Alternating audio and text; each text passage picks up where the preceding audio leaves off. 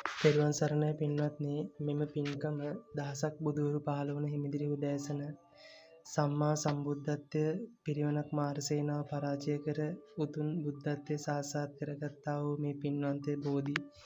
මූලයේ අභියස මෙම පින්කම කරන්න හේතුවක් වුණේ මෙම වසර තුර නොයෙක් කර්ම විපාක බලවත් වුණු රෝගීන්ට සුවපත්භාවය ලබා ගන්න බැරි වුණා වූ සියලු රෝගීන්ට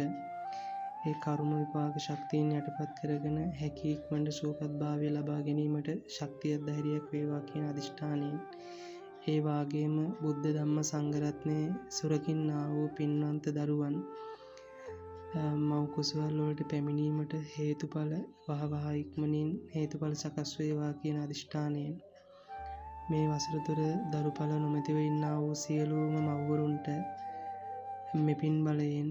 හැකි ඉක්මනින් මෙත්තා මුදිතා කරුණා උපේක්ෂා කියනා වූ මහා සතර බ්‍රහ්ම විහරණ කරුණ ගුණ තියෙනා වූ පින්වන්ත දරුවන් මව් කුසට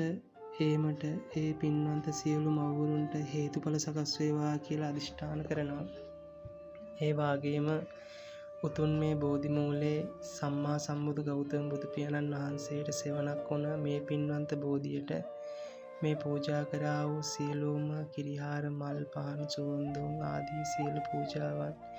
ඊටම සද්ධාවෙන් පින් කැමති නොබත් පූජා කරගන්න ජීවමාන බුදු හිමියන්ට ඊටමත් ගෞරවාන්විත ලෙස මේ සියලු පූජාවන් පූජා වේවා කියලා එකසිතින් ප්‍රාර්ථනා කරමු. මේ වසර තුර නොඑක් රෝගාතුරයන් වලට පත් වී නිසියාකාරව ප්‍රතිකාරයක් ගැනීමට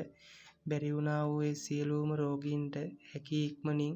ප්‍රතිකාර ගැනීමට හේතුඵල සකස් වේවා කියලා ප්‍රාර්ථනා කරමු. පින්වත් ඔබට තෙරුවන් සරණයි. ආයුෂ බොහෝ වේවා.